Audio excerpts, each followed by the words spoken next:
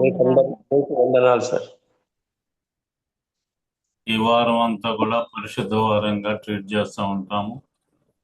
పరిశుద్ధ వారం అంటే అర్థమైంది, పరిశుద్ధంగా ఉండేటువంటి పరిస్థితులు కలిగినటువంటి వారం.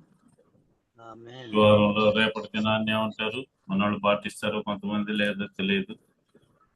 రేపు ఏందండి, శుక్రవారాన్ని ఏమంటున్నారు? రేపు శుక్రవారం గుడ్ ఫ్రైడే.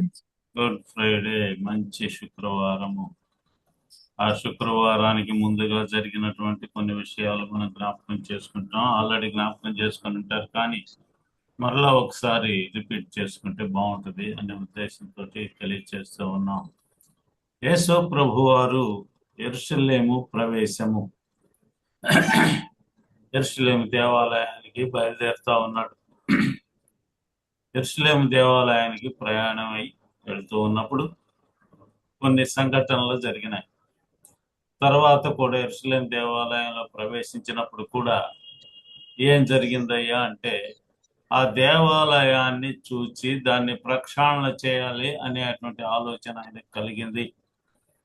దాని గురించి కొన్ని మాటలు మనం తెలుసుకుందాం, ప్రార్థన చేసుకుందాం. మహోన్నతుడ, మహాఘనుడు అయిన దేవ, రక్షక, నీకే స్తోత్రాలు నాయన. ఈ ఉదయకాల సమయంలో నీ బిడ్డలు జూమ్లో ఉండి అయా నేను కీర్తించినటువంటి విధానం, అయా నాయన తండ్రి ప్రభువ పాటలు పాడి నేను మహింపరిచారు నాయన. వారి యొక్క కంఠస్వరాలు ముట్టినైనా నిన్ను మహింపరిచేట్లుగా చేసినందుకు మీకు స్తోత్రాలు. అలాగేనైనా వాక్య పఠనంలోను వాక్య ధ్యానములోను సహాయం చేశారు, మీకు స్తోత్రాలు నాయన. అయాల్పుణ్ణి అయోగ్యుణ్ణి దేనికి పనికి రాని వాడిని నాయన, నీ పాదముల చెంత ఉంటూ ఉండగా నన్ను నీ సిలువ చోట్ను మరుగు చేసుకొని మీరు మాట్లాడే మాటలు వృధాగా పోకుండా మా హృదయాల్లో పదిలపరుచుకొని ఫలించటానికి సహాయం చేయండి. సమస్తాన్ని మీ స్వాధీనంలో ఉంచుకొని నడిపించుకోమని యేసు క్రీస్తు ప్రభునామమున ప్రార్థిస్తున్నాను తండ్రి, ఆమేన్. ఇందులో రాయబడినటువంటి కొన్ని మాటలు మనం చదువుకుందాం. మత్తయి సువార్తలో 21వ అధ్యాయంలో 1వ వచనం నుండి మనం చదువుకుంటూ పోవచ్చు, కానీ ఇంకా ఉన్నాయి. మార్కు సువార్త 11వ అధ్యాయంలోను, అలాగే లూకా సువార్త 19వ అధ్యాయంలోను, యోహాను సువార్త 12వ అధ్యాయంలోను ఈ విషయాలన్నీ కూడా రాయబడుతూ ఉన్నాయి. మనం మత్తయి సువార్తలోను మార్కు సువార్తలోను 2 మాటలు మనం మాట్లాడుకుందాం. ఇందులో యేసు ప్రభు వారు యెరూషలేము దగ్గరికి వెళ్ళాలి అని కోరుకున్నప్పుడు ఎలా వెళ్ళాలి అనేది ఆలోచన చేస్తూ గాడిద పిల్లని ఎక్కి వెళ్ళాలి అనే ఆలోచన కలిగింది. ఎందుకంటే అది ప్రవచనాన్ని నెరవేర్చాలి. ఆ ప్రవచన నెరవేర్పు ఏంటయ్యా అంటే, మనం చూస్తే జకర్యా గ్రంథంలో 9వ అధ్యాయంలో 9వ వచనంలో ఓ చక్కని మాట రాస్తా ఉన్నారు. మనం చూస్తే మత్తయి సువార్తలో కూడా 21వ అధ్యాయంలో 1వ వచనంలో ఇది రాయబడతా ఉంది. నెరవేర్పు ఏంటయ్యా, ఆయన ఎలా వస్తున్నాడు, ఎక్కడికి వస్తున్నాడు, ఎలా వెళ్తున్నాడు అనేది, వెళ్ళిన తర్వాత ఏం చేస్తున్నాడు అనేది కూడా మత్తయి సువార్తలో కాకుండా మార్కు సువార్తలో చాలా క్లుప్తంగా చాలా బాగా రాసినట్లుగా కనిపిస్తా ఉంది. మార్కు సువార్తలో మనం జ్ఞాపకం చేసుకుందాం. మనం చూస్తే అందులో 11వ అధ్యాయంలో 1వ వచనం నుంచి కొన్ని మాటలు మనం చదువుకుందాం. చదవండి. మార్కు సార్ 11:1 నుంచి అండి. వారు యెరూషలేమునకు సమీపించి ఒలీవల కొండ దగ్గరున్న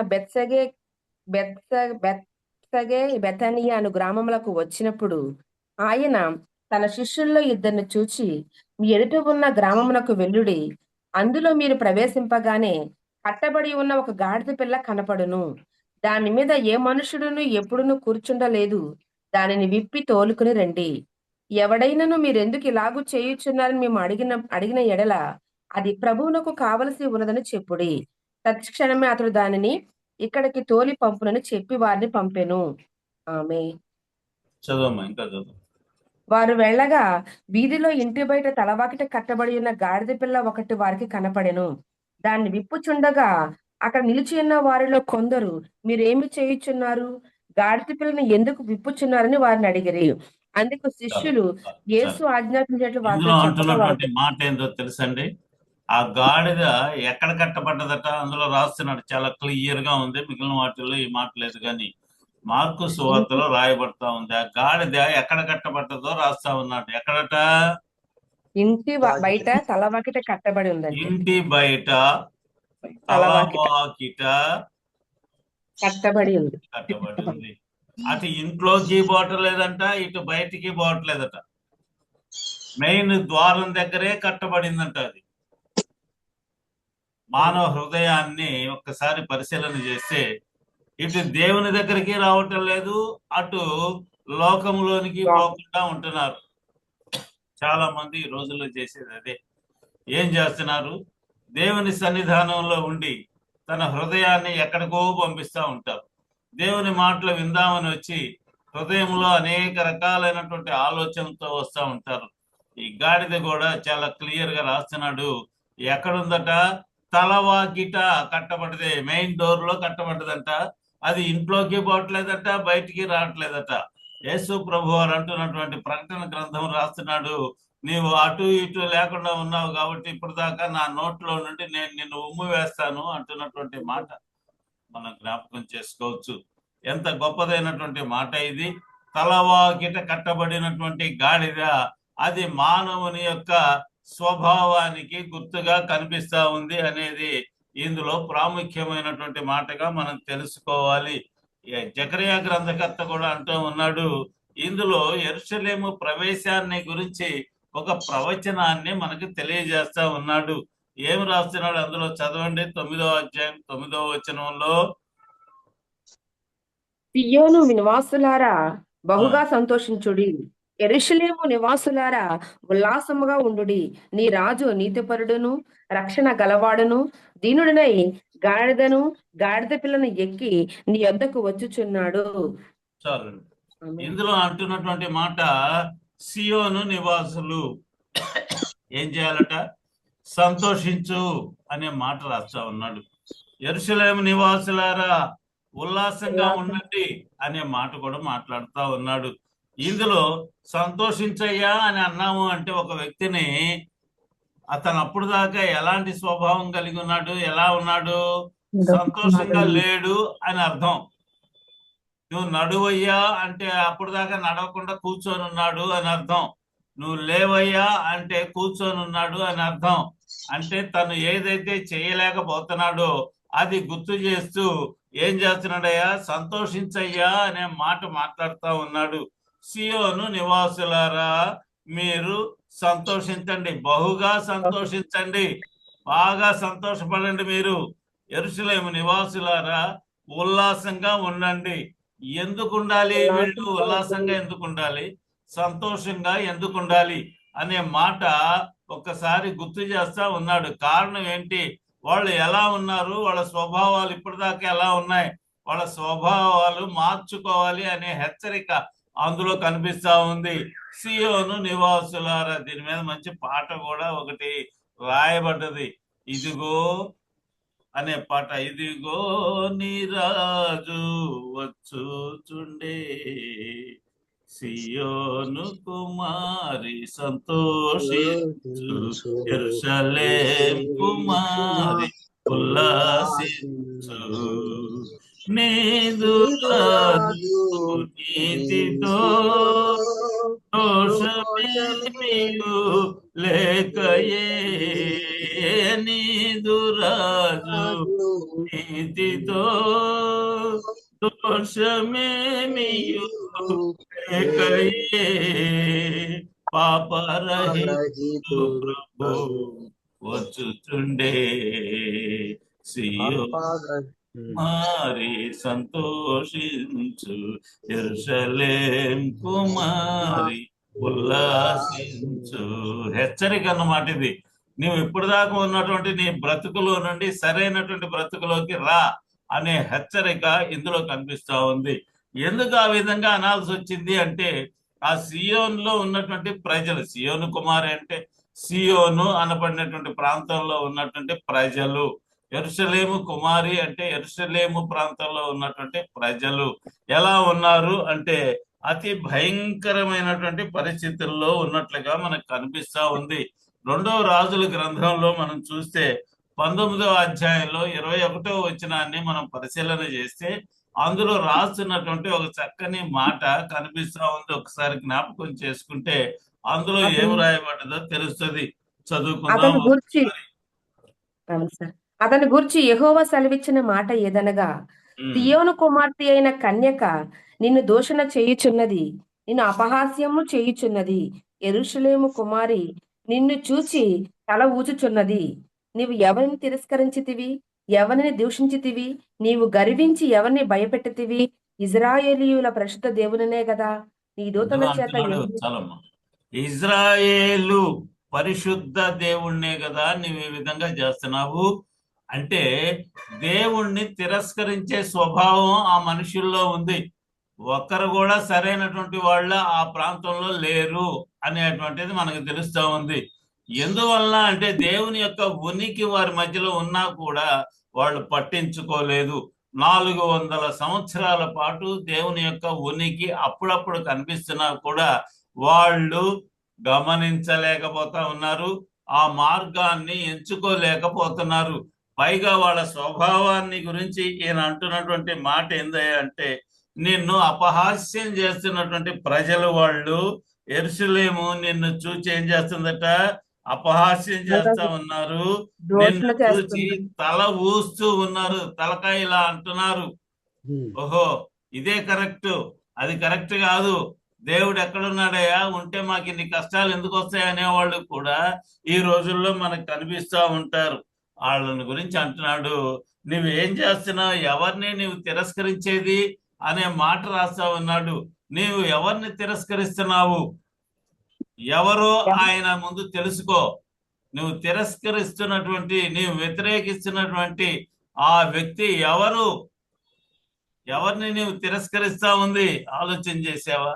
నీవు గర్వించి, నీ గర్వం ఎంత ఉంటది ఇందులో చూస్తే, నీవు గర్వించి ఎవరిని భయపెట్టావు అనే మాట కనిపిస్తా ఉంది. గర్వం ఉన్నటువంటి పరిస్థితి ఉంటే ఎదుటి వాడిని భయపెట్టే అంత దాకా వెళ్ళుద్ది అని కనిపిస్తా ఉంది. ఇందులో ఏమంటున్నాడు? ఇజ్రాయేలీల యొక్క పరిశుద్ధ దేవుణ్ణి అని రాస్తా ఉన్నాడు. ఇజ్రాయేల్ యొక్క పరిశుద్ధ దేవుడు ఎవరు? యెహోవాయే కదా. ఆయనే కదా భూమి మీదకి వచ్చి మానవులను రక్షించాలి అనే కోరిక కలిగినటువంటి వ్యక్తిగా ఇందులో కనిపిస్తా ఉంది. యెరూషలేము నివాసులారా ఉల్లాసంగా ఉండండి అంటే ఎగిరి గంతులేయండి, అంత సంతోషంగా ఉండాల్సినటువంటి శుభమైనటువంటి సందర్భం మీకు వచ్చింది అనే మాట అందులో రాస్తా ఉన్నాడు. ఇందులో మనం చూసాం సియోన్ నివాసులు ఎలా ఉన్నారు, యెరూషలేము నివాసులు ఎలా ఉన్నారో మనం తెలుసుకున్నాం. ఎలాంటి వ్యక్తి మీ దగ్గరకు వస్తున్నాడో కూడా అందులో వివరించబడ్డది. నీ రాజు అని రాస్తున్నాడు. ఆయన రాజుగా వచ్చినటువంటి ప్రభువు, నీతిపరుడు రాజే, కానీ ఆయన నీతిపరుడుగా కనిపిస్తా ఉన్నాడు. రక్షణ కలిగినటువంటి వాడుగా ఉన్నాడు. దీనుడైనటువంటి ప్రభువు ఆయన ఎలా వస్తున్నాడంటే గాడిద పిల్లను ఎక్కి వస్తున్నాడు. ఎక్కి వస్తే ఈయన రెండు గ్రామాలు చూపిస్తా ఉన్నాడు. ఏం గ్రామాలు? బేత్పెగే అనబడినటువంటి ఒక గ్రామము, బేతనియా అనబడినటువంటి ఇంకొక గ్రామము. ఆయన బేతనియాలో ఎక్కువ కాలం రాత్రులు గడపటానికి వస్తా ఉంటాడు. ఎందుకని? చుట్టుపక్కల అన్ని గ్రామాలు ఆయన దర్శిస్తూ చీకటి పడే టయానికి బేతనియాకి వస్తా ఉండేవాడు. అక్కడ ఒక కుటుంబం ఉంది, ఆయన ఆరాధించేటువంటి కుటుంబము. మనం ఆలోచన చేస్తే ఇందులో ఈయన గాడిదనెక్కి వస్తా ఉన్నప్పుడు చిన్న పిల్లలేమి పెద్దవాళ్ళకేమి వాళ్ళందరూ కూడా వాళ్ళ గాడిద మీద వస్తున్న యేసు ప్రభు వారిని చూచి ఏం చేస్తున్నారయ్యా అంటే కేకలు వేస్తా ఉన్నారు. ఈయన ఎవరు అంటే రాజుగా వస్తున్నటువంటి ఈయనకి జయము కలుగునుగాక అనే మాట రాస్తా ఉన్నాడు. యెరూషలేముకు వచ్చినటువంటి ఆ ప్రజలు, ఎదురుగా ఉన్నటువంటి ఆ యెరూషలేములో ఉన్నటువంటి చిన్నలు పెద్దలు అందరూ కూడా ఆయన్ని చూచి ఆయన్ని పొగుడుతూ వస్తున్నటువంటి సందర్భం కనిపిస్తా ఉంది. ఇందులో రాస్తున్నటువంటి మాట మనం మార్కు సువార్తలో చదువుకున్నాం కదా. ఇదిగో మీరు సమీపంగా ఎదురుగా ఉన్నటువంటి ఒక గ్రామానికి వెళ్ళండి అని ఇద్దరు శిష్యుల్ని పంపించారు. ఎప్పుడైనటువంటి సువార్త పరిచర్యలో ఎప్పుడైనా సరే ఇద్దరు వ్యక్తులు వెళ్తూ ఉండాలి. ఒక వ్యక్తి వెళ్ళినట్లయితే అనేక ఇబ్బందులు ఎదురవుతూ ఉంటాయి. రెండో వ్యక్తి ఉంటే సర్ది చెప్పటానికి కానీ సాక్ష్యం ఉండటానికి కానీ సరిపోద్ది. అందువల్ల యేసు ప్రభు వారు ఇద్దరిని పంపిస్తా ఉన్న కారణం అదే. ఇందులో ఉన్నటువంటి ఇద్దరు వెళ్ళి ఏం చేస్తున్నారు? గాడిద పిల్లను విప్పుతా ఉన్నారట. అది ఎక్కడుందో ఇందాక తెలుసుకున్నాం. ఆ గాడిద పిల్లను విప్పుతూ ఉన్నప్పుడు ఆ యజమానుడు వచ్చి అడుగుతా ఉన్నాడు, ఏంటే ఇది గాడిదని ఎందుకు విప్పుతున్నావు నువ్వు అని అడిగితే, ఈ గాడిద ప్రభువు కావాలి అనే మాట రాస్తా ఉన్నాడు. ఎవరైనా సరే పాస్టర్ గారు ఎవరినైనా ఇద్దరు పిల్లల్ని పంపించి ఆ గంప కింద కోడి ఉంది, ఆ కోడిని తీసుకురా అంటే ఆ యజమానుడు చూసి ఊరుకుంటాడా? ఇది పాదిరి గారికి కావాలి అంటే పెద్ద చెప్పొచ్చావులే పో అంటారు. అంటే ఇందులో ఒక అధికారం కనిపిస్తా ఉంది. యేసు ప్రభు వారికి సమస్తం మీద అధికారం ఉంది అనేది ఇందులో కనిపిస్తా ఉంది. ఇందులో ఏంటయ్యా అంటే, అందులో మనం పరిశీలన చేస్తా ఉంటే ఎవరు కూడా ఎదురు చెప్పలేనటువంటి అధికారం అది. మనం చూస్తున్నాం కదా, అబ్రహాంతో మాట్లాడుతూ ఉన్నటువంటి మాట 17వ అధ్యాయం ఆదికాండంలో 1వ వచనంలోనే రాశారు, నేను సర్వశక్తి కలిగినటువంటి దేవుణ్ణి అనగానే అబ్రహాం గారు సాష్టాంగ నమస్కారం చేసినట్లుగా కనిపిస్తా ఉంది. నువ్వు ఎవరయ్యా అని కూడా అడగలేదట అబ్రహాం గారు. నువ్వు ఎవరివి, నీ పేరేంది కూడా అడగల. ఎవరు అడిగింది? మోషే గారు మాత్రమే అడగటం జరిగింది. ఎందుకంటే మోషే గారు అన్ని విద్యల్లో ఆరితేరినటువంటి ఆయన, మంచి తెలివి కలిగినటువంటి వాడు, రాజ కుటుంబంలో పెరిగినటువంటి ఆయన. అలాంటి ఆయన అడిగాడు. అబ్రహాం గారు అసలు ఏమి అడగలేదు. ఏమన్నాడు తెలుసా? నేను సర్వశక్తి కలిగిన దేవుణ్ణి, నీకు ఒక మాట చెబుతున్నాను అనగానే సాష్టాంగ నమస్కారం చేసి లోబడిపోయినట్లుగా కనిపిస్తా ఉంది. మనం లోబడుతున్నామా దేవునికి? లోకంలోనే సంచరించేటువంటి పరిస్థితి మనకు కనిపిస్తా ఉంది. లోకము ఎప్పుడు కూడా అపవాదికి సంబంధించిందిగా కనిపిస్తా ఉంది. ఆ లోకములో మనం బ్రతుకుతున్నాము. మన బ్రతుకు ప్రత్యేకించబడి ఉండాలి. ఆ లోకానికి దూరంగా బ్రతుకుతూ ఉండే పరిస్థితి మనకు కలిగి ఉండాలి అనేదే ఇందులో ప్రాముఖ్యమైనటువంటి మాటగా మనం తెలుసుకోవాలి. యేసు ప్రభు వారు యెరూషలేం ప్రవేశించారు. ప్రవేశించిన తర్వాత ప్రవేశించేటప్పుడు అందరూ కేకలైతే వేశారు, బాగానే ఉంది. ఆయన గాడిదను ఎక్కాడా, గాడిద పిల్లను ఎక్కాడా అనేది కూడా ఒక సంశయంగా ఉంది. గాడిద శరీరానికి గుర్తు, గాడిద పిల్ల అనబడ్డది మానవుని యొక్క హృదయానికి గుర్తుగా ఉంది. ఎవరైనా సరే మనం గేదెల్ని కొన్నాం అనుకోండి, ఒక గేదెని కొన్నాం అనుకోండి, పాలు ఇచ్చే గేదె అంటే దానికి చిన్న పశువు పిల్ల కూడా ఉంటుంది కదా. దాన్ని అమ్మినప్పుడు కొన్నవాడు ఏం చేస్తాడయ్యా అంటే, గాడిద ఈ యొక్క గేదె పిల్లనే రిక్షాలో వేసుకొని పోతాడు, లేదంటే మోసుకొని పోతాడు. ఆ గేదె పిల్ల ఏదైతే ఉందో ఆ పిల్లమ్మటే ఏం చేస్తుంది? తల్లి వెంటబడి వస్తా ఉంటుంది, ఇంకెటు చూడదు, కేకలేసుకుంటా నా పిల్లని ఎత్తుకుపోతున్నారు అని వెంటబడేటువంటి పరిస్థితి కనిపిస్తా ఉంటుంది. అంటే ఏంటి? మానవుని యొక్క హృదయానికి ఈ గాడిద పిల్ల గుర్తుగా ఉంది. గాడిద పిల్ల మీద యేసు ప్రభు వారు ఉంటే, అంటే నీ హృదయములో యేసు ప్రభు వారికి స్థానం ఉంటే, అప్పుడు నీ శరీరము దానంతట అదే స్వాధీనంలోనికి వస్తుంది. నీ హృదయము ఎక్కడుంటుందో అక్కడ నీ శరీరం ఉంటది అనే మాట పరిశుద్ధ గ్రంథకర్త రాపించినటువంటి సందర్భం మనం చూడొచ్చు. మనం చదువుకుంటూ పోతే పరిశుద్ధ గ్రంథంలో కొత్త నిబంధనలో రాయబడ్డది, నీ శరీరము ఆత్మ అనబడినటువంటి రెండు మనస్సు ఉన్నది కదా. ఆ మనస్సు యేసు ప్రభు వారికి స్వాధీనపరిస్తే, ఆ మనస్సులో యేసు ప్రభు వారి యొక్క ఆత్మ మన హృదయంలో ఉంటే, శరీరము దానంతట అదే దానికి లొంగిపోయి ఉంటది. దేవుని యొక్క కార్యాలు అప్పుడు నువ్వు చేయటానికి ముందుకు వెళ్తావు అనే మాట అందులో రాయబడుతున్నటువంటి మాట కనిపిస్తా ఉంది. యేసు ప్రభు వారు యెరూషలేమునికి ప్రయాణం అయిపోతా ఉన్నప్పుడు మత్తయి సువార్తలో మనం చదువుకుంటే 21వ అధ్యాయంలో 10వ వచనాన్ని ఒక్కసారి మనం జ్ఞాపకం చేసుకుంటే, అందులో ఒక చక్కని మాట రాయబడతా ఉంది, చదువుకుందాం. ఆయన యెరూషలేమునకు వచ్చినప్పుడు పట్టణమంతయు ఈయన ఎవరో అని కలవరపడెను. జన సమూహము ఈయన గలిలయలోని నజరేతువాడకు ప్రవక్త అయిన యేసు అని చెప్పిరి. యేసు దేవాలయంలో ప్రవేశించి క్రయ విక్రయములు చేయు వారందరినీ వెళ్ళగొట్టి రోకలు మార్చువారు బల్లను గొవ్వలమ్మవారు పీఠములను పడద్రోసి నా మందిరము ప్రార్థనా మందిరం అనబడును అని రాయబడి ఉన్నది. అయితే మీరు దాన్ని దొంగల గుహగా చేసేడు వారెనను ఇందులో గుడ్డివారును రాయబడినటువంటి మాట, మొట్టమొదట్లో రాసినటువంటి మాట ఒక్కసారి చదువుకుంటే, అందులో ఆయన వెళుతూ ఉన్నప్పుడు పిల్లలు పెద్దలు అందరూ కూడా రాజుగా ట్రీట్ చేసి వారి యొక్క వస్త్రాలు గాడిద కింద వేసినప్పుడు, ఆయన ఆ గాడిద మీద ఎక్కి వెళుతూ ఉన్నప్పుడు, గాడిద పిల్ల మీద వెళుతూ ఉన్నప్పుడు జరిగినటువంటి ఒక సంఘటన ఏంటి అంటే, అక్కడ ఏం జరుగుతా ఉంది, ప్రజలందరూ కేకలు వేస్తా ఉంటే వీళ్ళు కొంతమంది ప్రజలు ఎవరు వస్తా అని ఉంది కలవరపడెను. అనే మాట రాస్తా ఉన్నారు పరిశుద్ధ గ్రంథకర్త. ఏందట, ఈయన ఎవరో అని కలవరపడి ఎవరైనా కలవరం పుడతా ఉంది. ఎందుకని? అది కలవరపరిచేటువంటి విషయం. వీళ్ళందరూ కేకలు వేస్తున్నారు. ఇప్పుడు దాకా రక్షణ అంటే మనకు తెలియదు. అలాంటి పరిస్థితిలో ఉన్న మనల్ని రక్షించబడండి అనే కేక వినపడతా ఉంది మన హృదయాల్లో.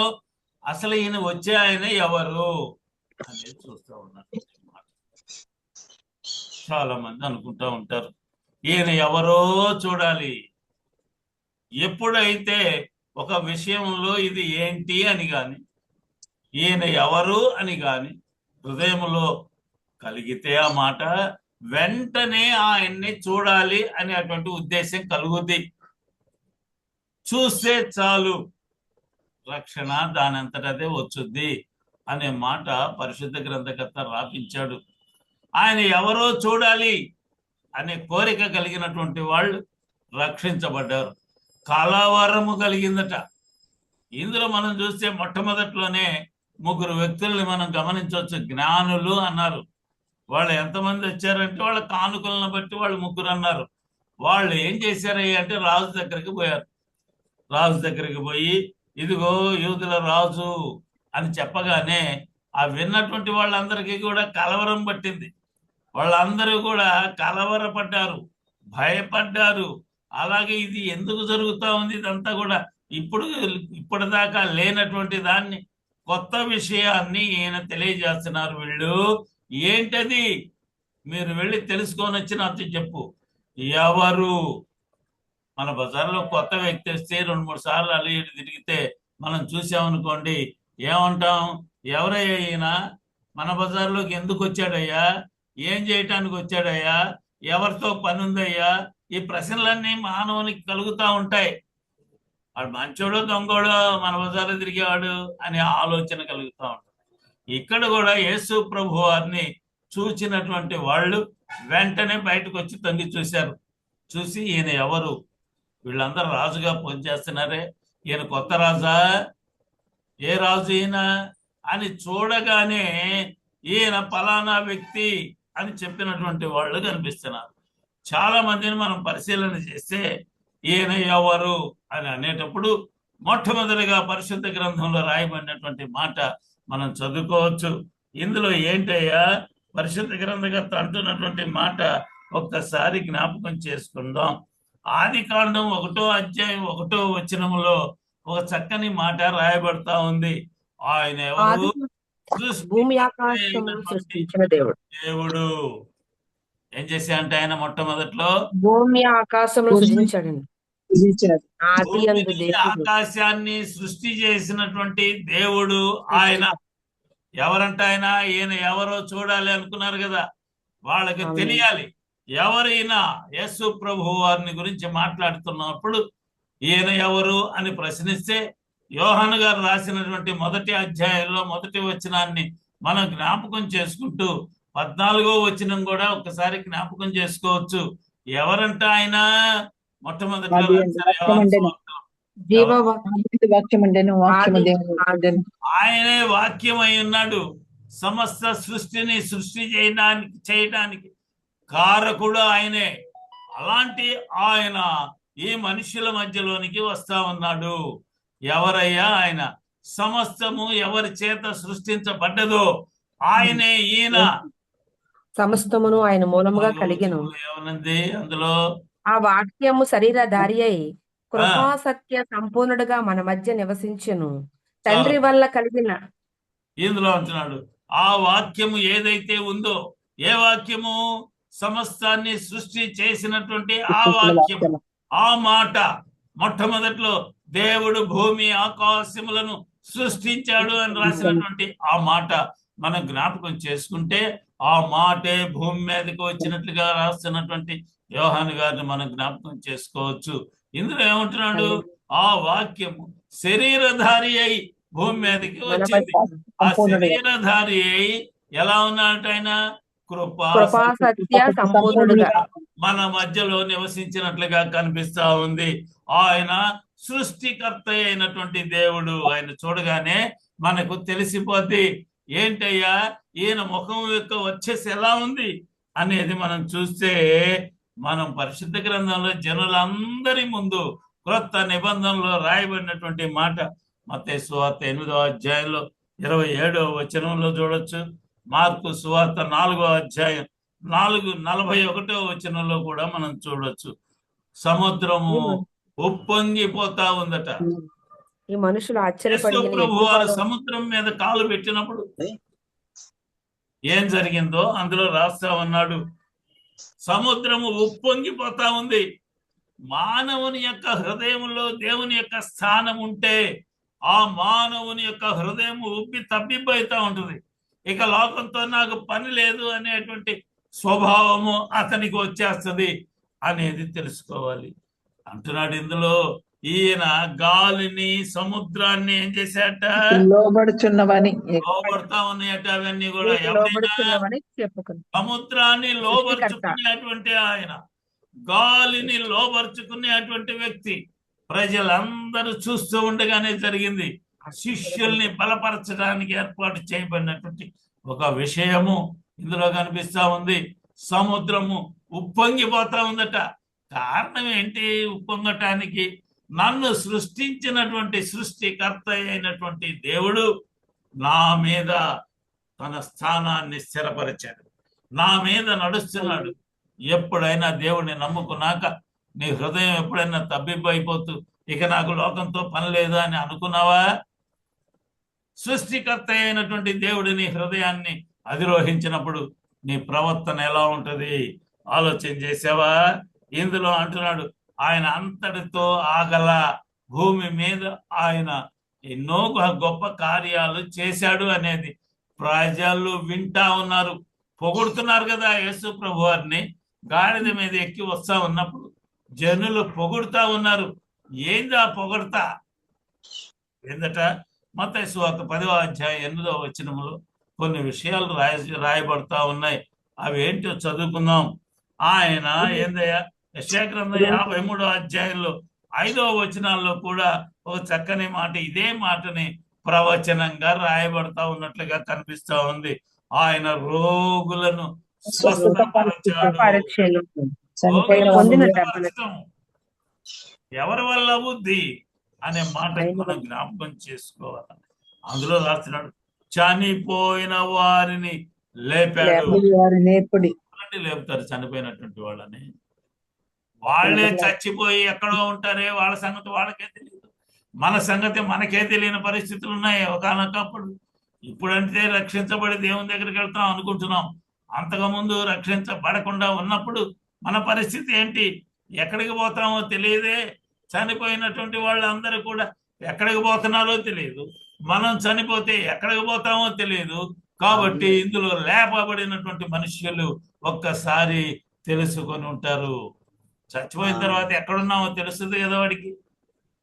లేపబడితే తన ఉనికి తెలిసిపోద్ది కదా. ఎక్కడున్నాను ఇప్పుడు దాకా? పలానా చాటున్నాను, దేవుడు నన్ను లేపాడు, ఆ మార్గం నుండి నన్ను తీసుకుని వచ్చి బయటపడేశాడు. ఒక ధనవంతుడు ఉన్నాడు కదా, నరకంలో పడి కాలుతా ఉన్నాడు. కాలుతూ ఉన్నప్పుడు ఆయన అంటున్నాడు, అయ్యో ఇక్కడ వేడి భరించలేకపోతున్నానయ్యా, అబ్రహామా నీ దగ్గర ఉంటే ఆయన పంపించయ్యా, ఇదిగో ఒక్క చుక్కజాలయ్యా నోట్లో వేస్తే చాలు, అప్పుడు కేకలు. అప్పుడున్న పరిస్థితిని ఈ వ్యక్తి తెలుసుకున్నాడు. అలాంటి వ్యక్తి లేపబడ్డాడు అనుకోండి, ఆ స్థితి గుర్తుంటుందా? గుర్తుంటుంది. ఉంటుంది. తన గుర్తుంటుందండి. స్థితి, ఇదిగో నేను పలానా చోటు నుండి నేను వచ్చాను, నేను భయంకరమైనటువంటి వేడిగా ఉన్న ప్రదేశంలో, అగ్ని ఆరని ప్రదేశంలో నుండి నేను బయటకు వచ్చాను, వినండి నా మాట అంటే చనిపోయి తిరిగి వచ్చినటువంటి వాని మాట ప్రజలు వింటారు కదా. అవును. కొంతమంది వినరు, భయపడి కేకలు వేసుకుంటూ పారిపోతారు. ఎందుకని? ఎందుకండి పారిపోయేది? భయంతో. యేసుప్రభు వారు సముద్రం మీద నడుస్తుంటే శిష్యులు కేకలేశారు. ఏమొస్తుందట? భూతం వస్తుందండి. ఏమో భూతమో ఎవరో ఒకరు సముద్రంలో పడిపోయిన వాళ్ళు లేచారు, మన మధ్యలోకి వస్తున్నారు, మనం కూడా చచ్చిపోతాం, ఇంకా ఈ అలలేంది, ఈ గందరగోళం అంతా ఏంది సముద్రంలో? కేకలేశారు. చచ్చిపోయిన వాళ్ళు లేచి వస్తే దయ్యం వచ్చింది అంటాడు, కానీ దేవుడు లేపాడని ఎవరన్నా అనుకుంటారా? అప్పుడున్న పరిస్థితులు అవి. అలా ఉన్నారు. చనిపోయిన వారిని తిరిగి లేపినటువంటి సమర్థుడు. ఇంకా కుష్ఠు రోగులను స్వస్థపరిచాడు. కుష్ఠు రోగులు అంటే కాళ్ళు, చేతులు, కళ్ళు, అసలు ఏది పోయినా కూడా రుగ్మతలు కలిగినటువంటి వారిని స్వస్థపరిచాడు. అది మానవుల వల్ల అయ్యేది కాదు, దేవుణ్ణి నమ్ముకున్నటువంటి వారి వల్ల కూడా అవుద్ది అనే మాట. దయ్యములను వెళ్ళగొట్టాడు. చాలా మంది నమ్మరు దయ్యాలు ఉన్నాయంటే. ఇప్పుడు కూడా నమ్మనటువంటి సంఘాలు ఉన్నాయి. పాదిరి గారు ఏం చెబితే అదే వాళ్ళు కూడా నమ్మటం, అంతేగాని వాళ్ళకేమీ తెలియదు. నాతో పాటుగా వచ్చినటువంటి వాళ్ళలో కొంతమంది పాదిరులు ఉన్నారు. దయ్యం పట్టిందయ్యా, కాస్త వచ్చి ప్రార్థన చేయ అంటే పోయి ప్రార్థన చేస్తే దేవుడు ఆ దయ్యాలను వదిలిపెట్టాడు, వదిలేశాడు, పంపించేశాడు. అక్కడ ఉన్నటువంటి వాళ్ళు మతి భ్రమించి మాట్లాడుతుందిలే అనేటువంటి పాదిరులు కనిపిస్తున్నారు. మార్కు సువార్తలో 15వ అధ్యాయంలో 15వ వచనంలో మనం చదువుకుంటూ పోతున్నాం కదా. 16వ వచనం, 15వ వచనం, 16వ వచనాల్లో ఏం రాశారు? నేను నమ్మినట్లయితే ఏం చేస్తావు? దెయ్యాలని వెళ్ళగొడతావు, రోగాలు స్వస్థపరచబడతాయి, రకరకాలైనటువంటి గొప్ప కార్యాలు నీ వలన జరుగుతాయి అని ప్రభు సెలవిస్తూ ఉంటే, అది నమ్మకుండా సొంత మాటలతో వాళ్ళు ఇష్టానుసారంగా బ్రతికేటువంటి రోజులు మనకి ఇంకా కనిపిస్తానే ఉన్నాయి. యూదులు నమ్మరు యేసు ప్రభు వారు లేచారు అంటే. ఎందుకని? అప్పట్లో కొంత ధనం తీసుకున్నారు. వాళ్ళ తాతలు, తండ్రులు, రకరకాలైనటువంటి అప్పట్లో ఉన్న ప్రజలు ఏం చెప్పారు? ఆయన లెగవలేదు, శిష్యులు ఎత్తుకొని పోయారు అని చెప్పండి అని చెబితే అదే చెప్పారు. వాళ్ళ తాత ఏం చెబితే మనవడు అదే చెబుతున్నాడు, తండ్రి ఏం చెబితే కొడుకు అదే చెబుతున్నాడు. అలా కంటిన్యూ అయిపోతా ఉంది. కొంతమంది నమ్మటం లేదు. ఇక్కడ కూడా కొంతమంది నమ్మని పరిస్థితులు వస్తూ ఉన్నాయి. మత్తయి సువార్తలో 8వ అధ్యాయంలో 17వ వచనంలో ఒక చక్కని మాట రాయబడతా ఉంది. ఇవన్నీ కూడా ఎలా జరిగినాయా అంటే, ఆయనే మన బలహీనతలను వహించుకొని రాసిన. మన యొక్క బలహీనతలు ఏవైతే ఉన్నాయో వాటి కూడా ఆయన భరించాడు. వహించుకొని అంటే ఆయన తీసుకున్నాడు అని. మన రోగములను భరించాడు. ఒక పెన్ను ఉందండి నా దగ్గర, ఇది తీసేశాను, ఎవరికన్నా ఇవ్వాలి. అది ఎవరికి ఇవ్వాలి? నా దగ్గర నుండి తీసేసింది ఎవరికో ఒకరికి ఇవ్వాలి. యేసు ప్రభు వారు చేసింది అది, నీ దగ్గర నుండి తీసుకున్నాడు ఆయన. ఆయన వహించాడు, భరించాడు. ఆయన దగ్గర ఉంది ఇప్పుడు. మన పాపములను భరించాడు ఆయన. ఆయన పరలోకము నుండి వచ్చినటువంటి ప్రభువు. ఆయన మన పాపములను భరించి శిలువ యాగము చేసినటువంటి దినాన్ని, రేపటి దినాన్ని జ్ఞాపకం చేసుకుంటాం. ద్వితీయోపదేశకాండంలో ఆయన అంటున్నటువంటి మాట ఒకటి ఉంది. 32వ అధ్యాయంలో 39వ వచనాన్ని ఒక్కసారి మనం జ్ఞాపకం చేసుకుంటే అందులో రాయబడినటువంటి ఒక చక్కని మాట కనిపిస్తా ఉంది. ఏంటట? ఇదిగో నేనే దేవుడను, నేను తప్ప వేరొక దేవుడు లేడు. మృతి నొందిన వాడును, బ్రతికించువాడును నేనే, గాయపరచువాడును, స్వస్థపరచువాడును నేనే, నా చేతుల నుండి విడిపించువాడెవడును లేడు. ఇందులో 4 పదాలు రాస్తున్నాడండి. నా చేతిలో నుంచి విడిపించేది ఎవరు? ఎవరు లేరండి. బలవంతుడైనటువంటి దేవుణ్ణే నేను. అంత బలం నేను కలిగినటువంటి నా చేతిలో నీవు ఉన్నావు. నా చేతిలో నుండి ఎవరయ్యా నిన్ను విడిపించగలిగినటువంటి వాడు ఎవడన్నా ఉన్నాడా? దేవుడు లేరండి. చెప్పుకుంటున్నాడండి ఈ మాట. మానవులు ఎవరు చెప్పట్లా నువ్వు సర్వశక్తి కలిగిన దేవుడిని అని చెప్పినా కూడా మానవులు నమ్మలేనటువంటి స్థితి, వినలేని స్థితి, ఆయన్ని అనుసరించలేనటువంటి స్థితిలో మానవులు కనిపిస్తా ఉన్నారు. ఈ పరిస్థితి ఎలా ఉంది ఆలోచన చేసావా? ఇందులో అంటున్నాడు, నేనే దేవుణ్ణి, వేరొక దేవుడు నేను నీకు లేనే లేడు. లేడు అని చెప్పుకుంటున్నాడు. నేను దేవుణ్ణయ్యా, అనుసరించండి అయ్యా అని చెబుతుంటే ఎవరు కూడా అనుసరించడానికి ముందుకు రావట్లేదు. అంటున్నాడు, మృతి నందించు వాళ్ళను నేను. ఎవరంటే ఆయన బ్రతికించువాడు. ఎవరో చూడటానికి వచ్చిన జనులకు చెబుతున్నటువంటి మాటలు ఇవన్నీ కూడా. ఆయన ఎవరో చూడాలి, ఎవరో చూడాలి అనుకున్న వాళ్ళు, రక్షణ పొందిన వాళ్ళు మనకు పరిశుద్ధ గ్రంథంలో కనిపిస్తూ ఉంటారు. మృతి నందించేవాడిని, చంపేసేది నేనే. బ్రతికించువాడు. దాన్ని పోయి చచ్చిపోయాడు అంటారే, ఆ చంపేసింది నేనేనయ్యా. బ్రతికించేవాడిని నేనే. కాళ్ళు చేతులు ఇరిగిపోయినాయి కానీ వాడు బతికే ఉన్నాడు. చచ్చిపోతాడు అనుకున్నారు అందరూ, కానీ ఎలా ఉన్నాడు వాడు? కాళ్ళు బ్రతికే చేతులు పోయినా కూడా బ్రతికే ఉన్నాడు. బ్రతికించువాడు నేనే. గాయపరిచేవాడిని నేనే. నీకేమైనా గాయం కలిగితే ఆ గాయాన్ని ఇచ్చేది కూడా నేనే. ఇంకోటి ఏమంటున్నాడు? స్వస్థపరచువాడును నేనే. నేనే. కాబట్టి నన్ను దేవుడిగా ఆచరించండి, మీరు నన్ను దేవుడిగా నమ్ముకోండి అంటున్నటువంటి మాట ఎప్పుడు చదువుకునేదే. నిర్గమకాండం 15:26 అంటున్నాడు, అందులో యెహోవా వాక్కును శ్రద్ధగా వినాలి. ఎప్పుడు నీకు అన్ని సంభవిస్తాయి, సుఖమైనటువంటి జీవితం నీకు ఎప్పుడు కలుగుద్దో దేవుడే తెలియజేస్తా ఉన్నాడు. ఏందట? నీ దేవుడైన యెహోవా దేవుని యొక్క వాక్కును శ్రద్ధగా వాక్కును విని శ్రద్ధగా వినాలి. ఆయన దృష్టికి ఆయన న్యాయమైనది దృష్టికి చేసి ఆ, న్యాయమైనది చేసి న్యాయమైనది చేయాలి.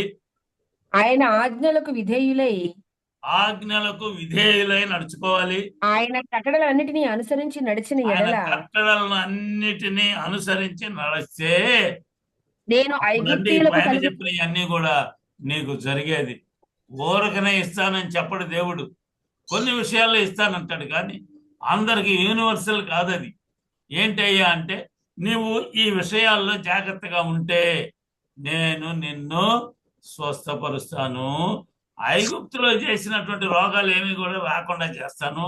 ఒకవేళ నీవు రక్షించబడకుండా ఉన్నప్పుడు, ఒకవేళ రోగం వస్తే రక్షించబడినప్పుడు నేను నిన్ను స్వస్థపరుస్తాను. చూసారా? ఇక్కడ 2 పదాలు. మొదటిది ఏంది? ఐగుప్తులో కలిగినటువంటి రోగాలు నీకు రాకుండా చేస్తాను. ఎప్పుడట?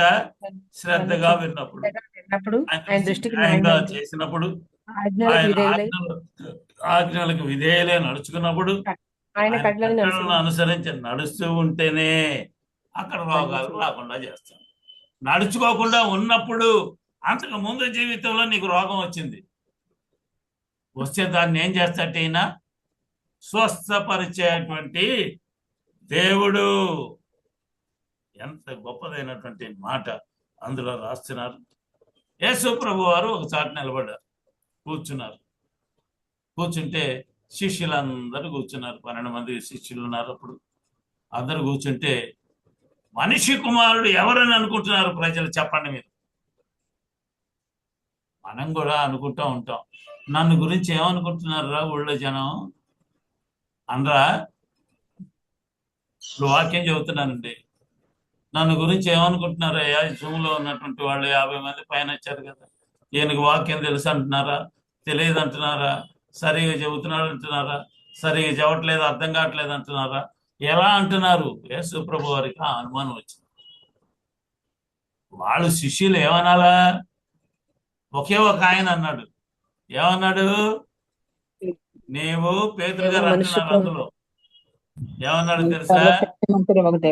నీవు సర్వశక్తి కలిగిన కుమారుడు అనే నమ్మకంగా. అంటే మిగిలిన వాళ్ళందరూ యోహాను గారు అంటున్నారు, ఇర్మియా గారు అంటున్నారు, యెషయా గారు అంటున్నారు, రకరకాల భక్తులు అంటున్నారు, నువ్వు ఎక్కడి నుంచో వచ్చావు అంటున్నారు. ఆయన పుట్టింది పెరిగింది వాళ్ళ మధ్యలోనే. ఎలా అంటున్నారు వీళ్ళు? అప్పుడు ఉన్నటువంటి ప్రజలు ఆ విధంగా ఉన్నారు, చూసి కూడా నమ్మలేకపోతున్నారు అనే మాట అందులో కనిపిస్తా ఉంది. ఎవరంటే ఆయన రక్షించగలిగినటువంటి సమర్థుడు అనే మాట ఇందులో కనిపిస్తా ఉంది. కాబట్టి సహోదరి, ఇదే రక్షణ దినము.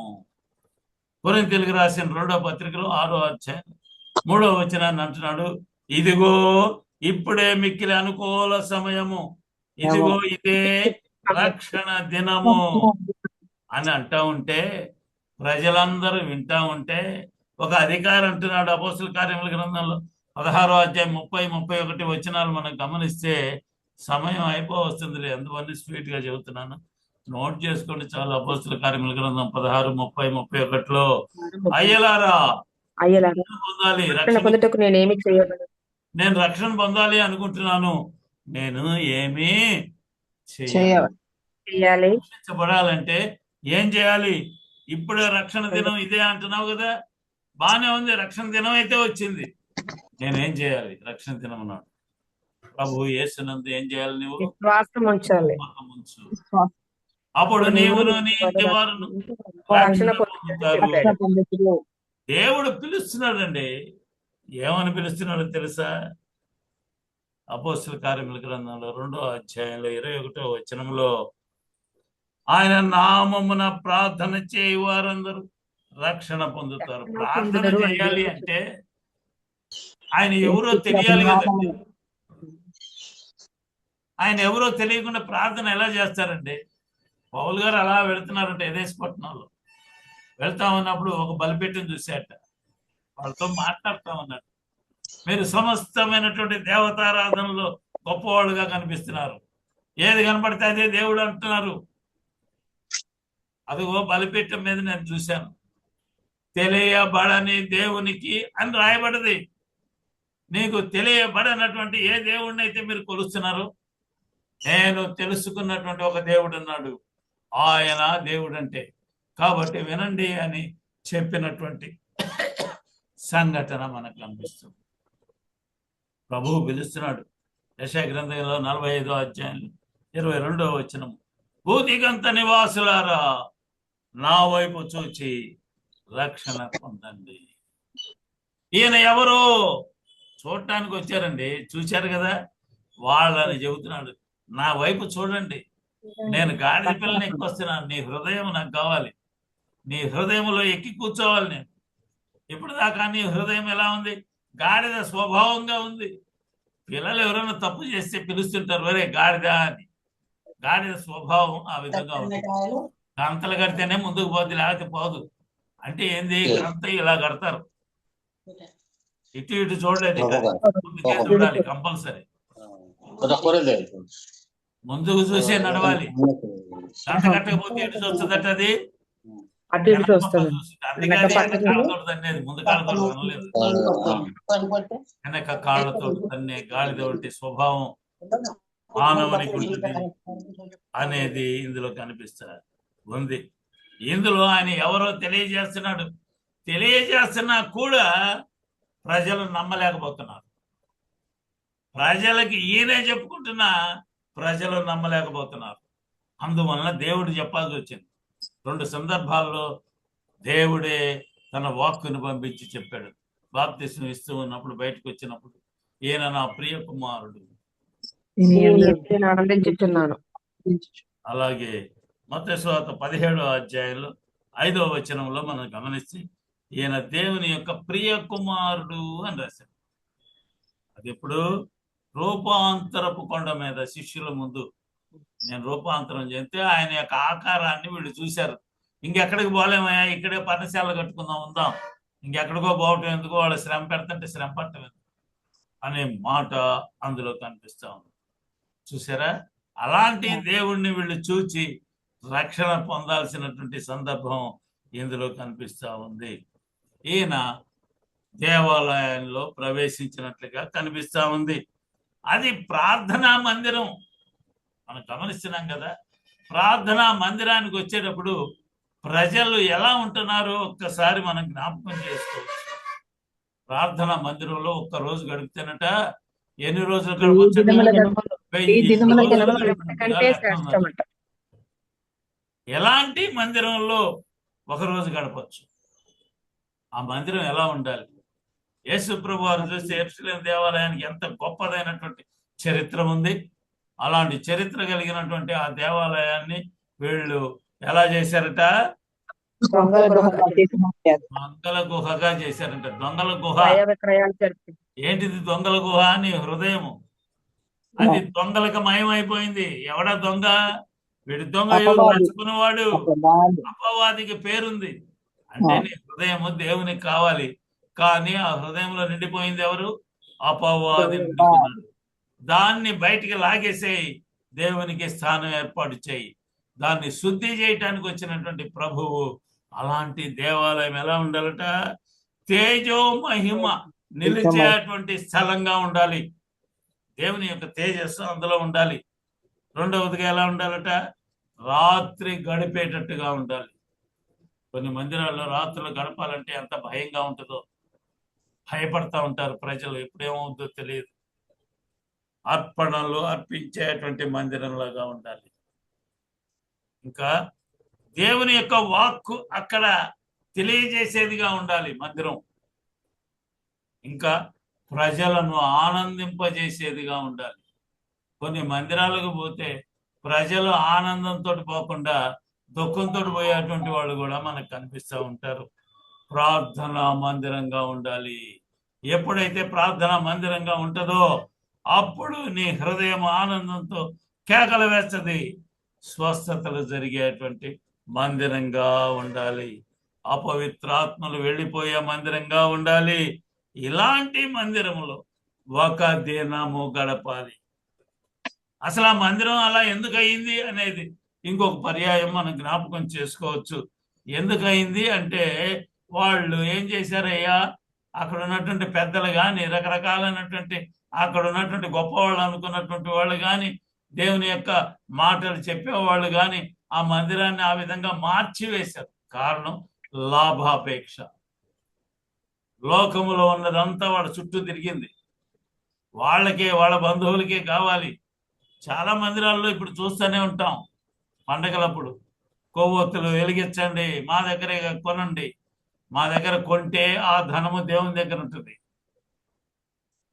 కొవ్వొత్తులు ఇక్కడ కొనండి, కొబ్బరికాయలు ఉన్నాయి, ఆచారం ప్రకారంగా ఆ కొబ్బరికాయ తీసుకొని మా వాళ్ళ దగ్గరే కొనండి, ఆ లాభం ఏదో గుడికి సంబంధించిందిగా ఉంటుంది, గుడికి సంబంధించిలాగా ఉంటుందని వాళ్ళు ప్రచారం చేసుకునేటువంటి సందర్భమే ఇది.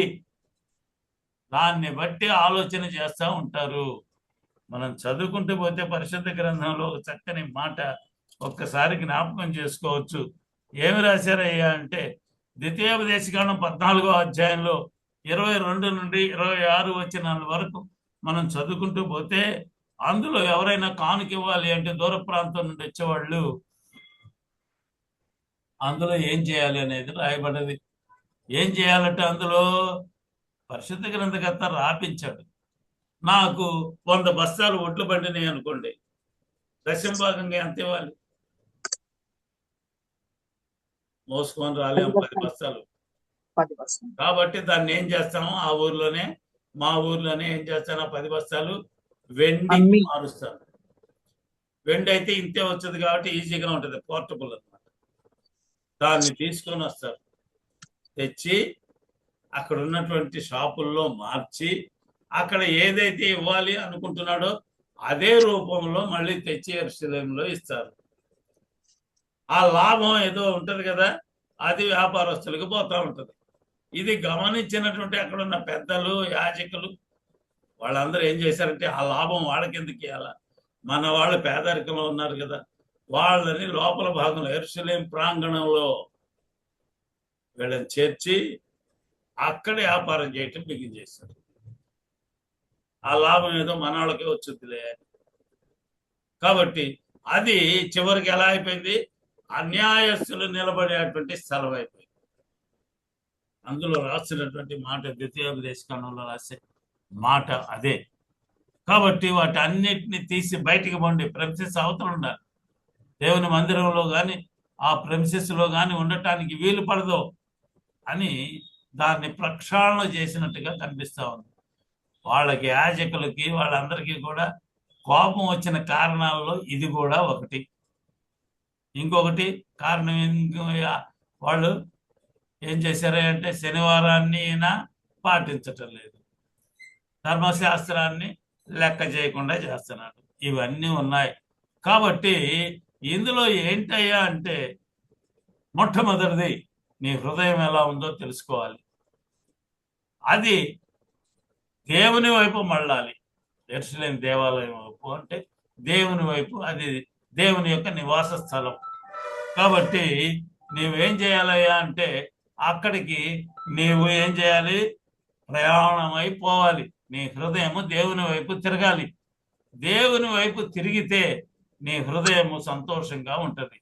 అక్కడ వెళ్ళేటప్పుడు నీకు ఏమైనా ఆటంకాలు కలిగితే ఆ ఆటంకాలన్నిటినీ కూడా ఏం చేయాలి? ఎదుర్కోవాలి. అది ఇందులో సారాంశమైనటువంటి మాట. మళ్ళీ అక్కడికి పోయి దాన్ని ఆచరించాలి అనేటువంటి పరిస్థితి ఉండనే కూడదు అనేది యేసు ప్రభు వారి యొక్క యెరూషలేము ప్రయాణంగా మీకు అందరికీ తెలియచేస్తూ ఈయన మాటలు ముగిస్తాను. దేవుడి కొద్ది మాటల్ని మన వినికిడిలో దీవించుగాక. ఆమేన్. ప్రార్థన చేసుకుందాం. కృప కలిగిన దేవా, రక్షకానికి స్తోత్రం.